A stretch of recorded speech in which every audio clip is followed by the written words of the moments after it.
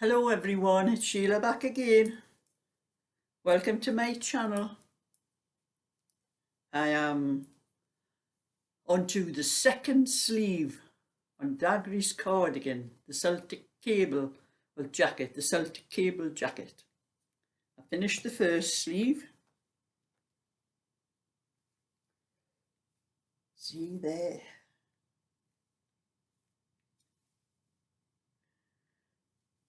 And I can actually sew that bit in. I'm going to do a little bit sewing later, sew part of it up, and then I'll only have this sleeve to sew and whatever else there is to do on the sewing. But I have a little bit of a story to tell you. It's going to be a little bit of a rant as well. I'll put my knitting down for a minute. I need to put that down to tell you. Right, now I'm using this pattern.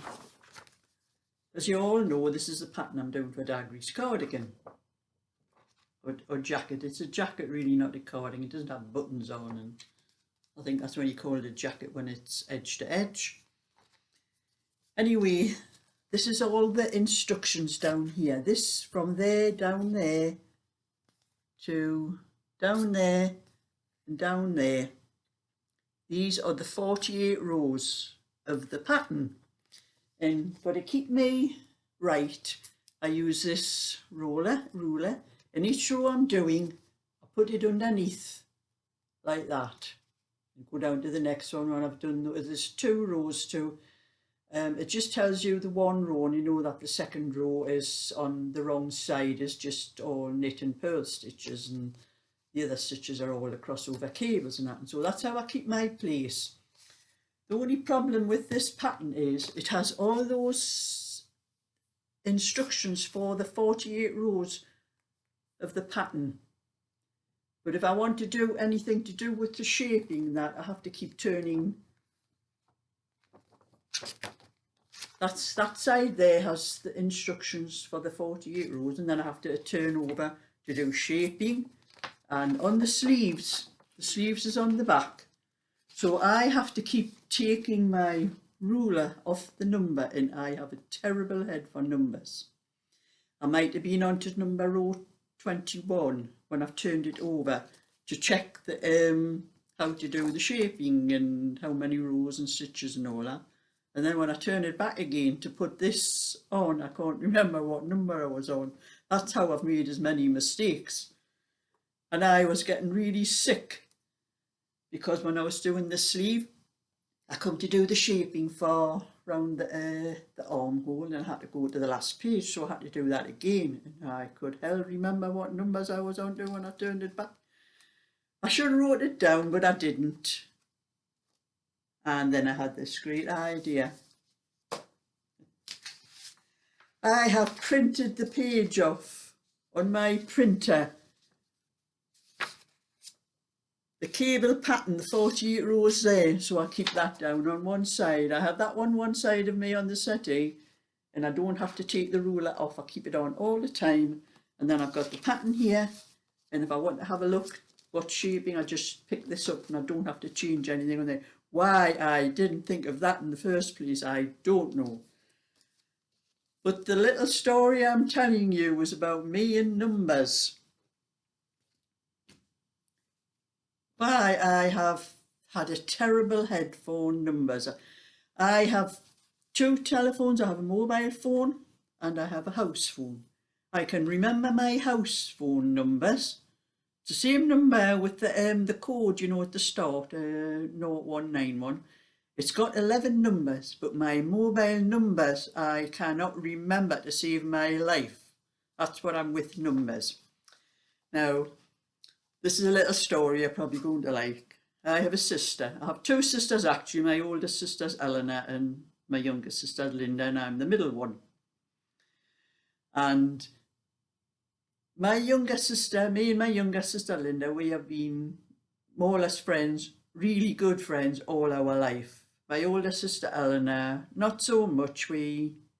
She's a bit of a loner, but me and my younger sister Linda, we go to each other's houses, and My younger sister Linda, since my husband died, he died 7.5 years ago, and since he died, my younger sister Linda prefers to come to my house. It's very rare I go to hers now. She always comes to my house because she sees it's just us two. That's the way she likes it. I think she likes to get away from her husband now and again, since they're retired and that, you know.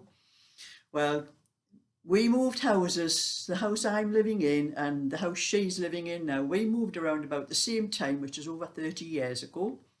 And the number of her house is 43. But I had it in my head that her number was 45. And I just cannot get that number out of my head. I even used to send all her birthday cards, Christmas cards to number 45. And she says, a neighbour comes knocking at the door and laughing, Linda, yo, Sheila sent your cards here again. And anyway, that's the way it's been for years with me and her. We'll laugh about it. And even now, after 30 odd years, I still think of her door number as 45. Well, when we had all this lockdown thing, we never got to see each other for quite a while. And then when we did, I decided to go and visit her one day. And I rang her and I said, Linda, you in? Because she's a lollipop lady as well, so I have to be, you know, to work around her hours that she's working when I can go and visit her. So she said, oh yes, she'll be in, but she'll be leaving at such and such a time for a lollipop job. So anyway, I gets in my car and I drives down to her estate. Well, usually when I go to her house, there's always a car on the drive, and I just stop outside the house. Well, when I went there was this van. It was a van. I think it was a gas thing, British Gas or something like that, parked in the street, and I just pulled in front of the van. Went down the drive and I'm knocking on the door and I'm getting no answer, and I'm looking at the door and oh, she's got a new front door here, and I'm knocking on the door and got no answer. And then the house next door, the door opened and Linda came out, and I says, oh, is that where you are? What do you mean? I said, well, I'm knocking at your door, I can't get on. She says, I am at my own house, you're at number 45. And her husband Peter came out. And he says, I've just told Linda, she says, that you're knocking at next door again. And that's because her car wasn't parked on the drive, and I thought you're getting a new door, and it wasn't. That's what I'm like with numbers. Numbers just don't ring a bell in my head. But anyway, a little bit of a rant now. When I come to print this page out, I haven't used my printer for must be a couple of weeks, I think, and I thought I'll do that page and print it out. So I put the pattern in the scanner. Now I have two laptops. One is an HP, and the one I'm using now, which is what I use most of the time, is a Dell. I have had a little bit of trouble with it, but I think it was just overheating, and it seems to be. I've got one of those things underneath that blows cool air now, and it seems to be working okay. So I set up the scanner thing, my printer, and every time I'm clicking on it, last used, which was my Dell. That's what comes up on the printer, last used, and I'm pressing it, the Dell one. And it kept sending the scan to my HP computer. Oh, the HP's not even on. I'm using the Dell one. It took me ages, and I had to go through everything on my printer and change everything on it to get it to print to my Dell laptop. Got that sorted. And a lot of you, I don't know why, you know, these sheets of paper that you buy, they do cost quite a bit. And I've had to do a lot of realigning on my my printer lately. I had a lot of trouble with lines going across that way, and I could not get it worked out properly, and I use an awful lot of paper. So, you know, when you get that junk mail through your door, and you get paper like this in, and sometimes it's writing on one side and plain on the other, so I save all those papers, and if I have to line my printer or do anything like that, I'll just use those papers and it saves the good paper. But when I printed this, it's a good idea to keep in case I do this one ever again. But I wasn't thinking about that at the time, and I thought I just used a piece of paper that come through junk mail at first. Well, it was folded 4 times. It had 4 creases across. And I've never put anything like that through the printer before. So I put it through the printer and the flaming thing jammed, didn't it? And I had to tug and tug, and the message came up on the front of the printer. Error, get in contact with your Epson dealer. I'm not getting in touch with the Epson, it's just a bit of paper jam. And the flaming thing, and I kept shutting it down, and it come back on again, and it had this error thing on again, and it wouldn't let me work it. I'm saying, this is stupid, this is just a bit of paper jammed. So I managed to get the paper out anyway, and I switched it off, and I switched it off at the wall as well. I pulled the plug out as well, and that seemed to work. When I put it back in again, it was working. So I set the on my laptop to print out the sheet again there. It had scanned to my computer, and the paper went through and there was nothing on it, just a load of dirty bits of ink all over the paper. Oh God, I said, what have I done here? So I had to go through process. You can see I use these sheets over and over again for aligning my printer. I don't know if you can see the because it's very pale. I hold it as close as I can to the thing, but there's a little thing at the top. This tells you with the colours. That's black there, and there's 3 colours going down there. There's yellow, pink and blue. The 3 colours, you know, I know their names. They have in cyan and magenta and all that. And it tells you whether the colours are right on your printer. Well, this on the blue one, if you can see it, there's all little bits missing on the colour on there, and there's little bits missing on the black. So I had to clean the print head, clean the nozzle and all that, and I tried it again, and it come through this time. That one down there, yeah. I put it through, I turned the paper upside down and turned it, because I knew that this bit just comes out at the bottom, because I have other things printed as well on this here. And it came out there, it was just little blocks missing on the black. So I had to do another nozzle clean and check thing and all that. And eventually, that was the one, done it again. Come out perfect. I've used a sheet of paper about half a dozen times, I think, just printing over different things.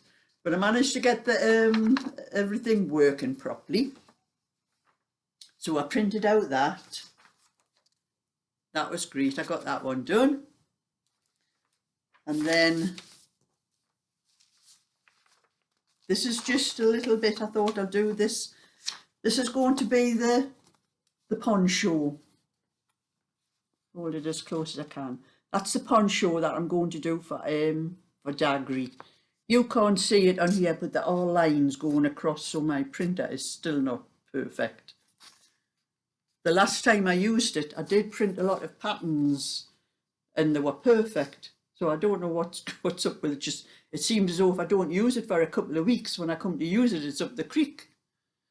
But it's not too bad, because you see, you can hardly notice. I don't know how close I can get to that to show you. You can't see the lines on there. But anyway, that is the poncho I'm going to do now. This is a pattern for anybody that's interested. You go on to Lovesick. That's my phone there. You go on to Lovesick Free Patterns. I will put a link to it in the description box, because there are hundreds and hundreds of free patterns. This is one of them. The only thing, this pattern here is super chunky, and I'm not doing super chunky. I am doing I'm doing it in cotton, which Dagry wanted, but I'm doing 2 strands of double knitting together to make it Aran. And I've had to work out, I've got all the instructions for this and that, how many rows and everything, what I have to do and that. And I'm going to work out, going from the tension the tension for this super chunky, and my tension for the, I have done a tension bit for the for this using the cotton that I'm using, and I'm working out how many rows to do all the different stripes. And this is what I showed this one the other day. This is what I'm doing it in. I'm doing this in place of the white, this in place of the light blue, and this in place of the charcoal. I call these autumn colours. These are the ones I've got. And I have 6 balls of each of these double knitting. And this is Mariners, which I told you, I showed you before, one of my other videos. This is Mariners cotton double knitting. It's 100% mercerized cotton. There's 100 grams, and it has 201 meters, which is why I had to get a lot of this, because when you use acrylic you get about 300 meters to a 100 gram ball, but this cotton stuff is a lot heavier. I don't know whether it's how it's twisted or what, but you get less meters, less yardage or less length to the ball. So I had to make sure I'd have enough. I'm not even sure I'll have enough really, like, but I think I'm going to going by the number of stitches that I had to put on. So I had to work out, according to the pattern, there's 100 stitches for super chunky, and I have some on a needle here. I'll get it out of my bag.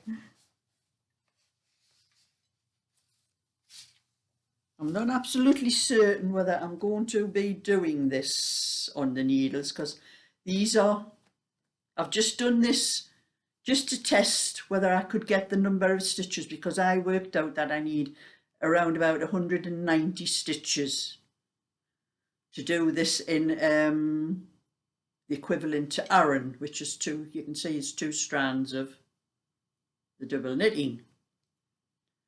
And they are very tight. I can't move those stitches any further. That's pushing them back. That's as much space I've got on the end of the needle. And I've started this only just to do the cast on stitches to see if I could get them on a needle. This is a 40 centimetre needle. And I have knitted 1 row. I've cast the stitches on and I've knitted 1 row.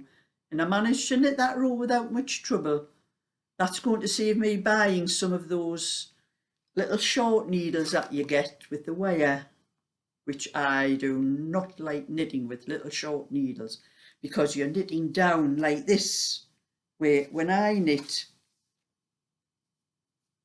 my needles are like this. This needle here rests on my arm, and I cannot knit down like that. So I'm hoping that's okay, and that little bit space that I've got there is going to be okay. But there is a lot of stitches on there, because when you think about it, this is double, the wool is double, so it's double in number of stitches I would have on the needle. Actually 190, there's double that because the wool's double. But anyway, that's ready for when I start it, because I prefer straight needles to those other kinds, and I think it's going to be okay. I'll manage it. So that's what I'm doing with that. Now put that pattern down there, and those there. And oh, my phone's ringing now.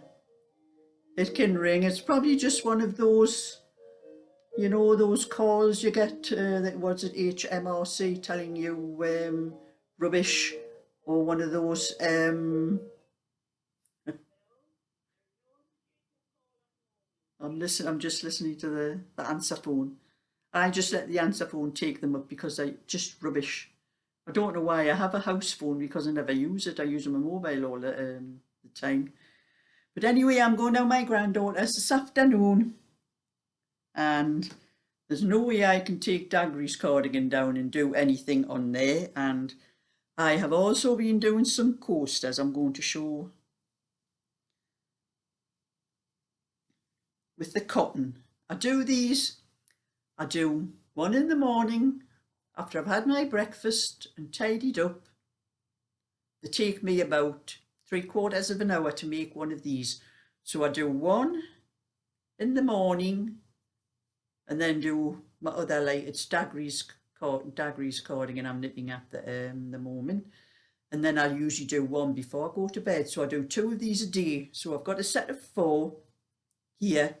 These are on my Etsy shop at the moment, but I'm going to do another set. I have sent a set to Carol, who sent me this wool to do these, just to thank her for them. I have sent her a set, but I'm going to do another couple of sets to send to another couple of friends as well, but when I manage to get time to do some.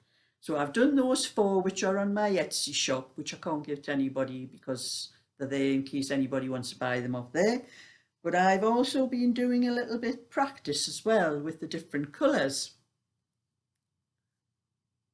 That's what you can do with the same thing. That's 3 different, because there's 3 different colours. That's the one I originally started with. And then you can do that one, a different colour. Even though it's all the same pattern and everything, it looks very different when you change the colours. So that's what I've been doing with those, and I very much doubt whether I can take them down, my granddaughters, either, not with the kids around. So it'll be up to this little cardigan that I started. I've got that many things in this bag. I've got another 2 things besides these. It's another little cardigan that I started. I've been doing this one at my granddaughter's. It's a little 18-inch one. That's the back. 1 sleeve.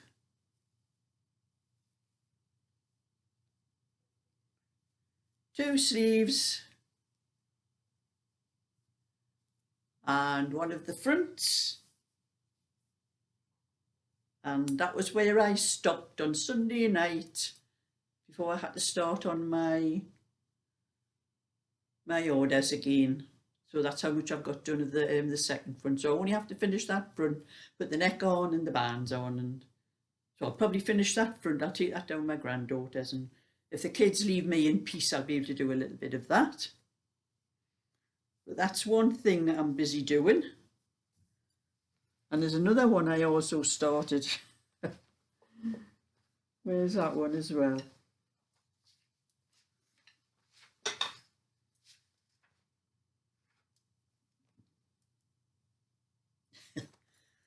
I'll have to get this one done because this one's going on my Etsy shop as well, and this is a little boy's. It's going to be a little boy's Aran cardigan. You can't see the cables. It's got cables on it and must-stitch panels and cable panels. That's because I noticed, I looked on my Etsy shop and they show you what people look for when they go onto your shop, and some have been looking for 6-year-old, 8-year-old boys' cardigans and things like that. So I'll have to get some of these ones done, the larger size, because this will be about a 26 when it's done. I have that. And my own, which I have been doing for months. My battery's just going low on my computer. I'll have to plug it in. I have a little bit done since the last time I showed this. I think I've got a little bit more done. I might get time to do that one day. But I have a couple of orders first before I can get started on that.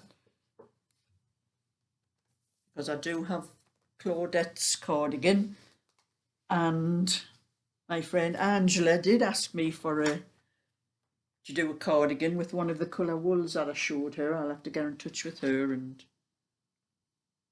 plug my computer in because it's going to go off. That's it. That's back to normal again. But in the meantime, before I go down my granddaughter's, I'm going to get as much as I can done of Daggery's cardigan before I go down, but I'll continue with this when I get home again tonight. So that's my bit for today. A little bit knitting, a little bit crochet, a little bit computer printer problems and a little rant. So bye for now. Thumbs up and subscribe.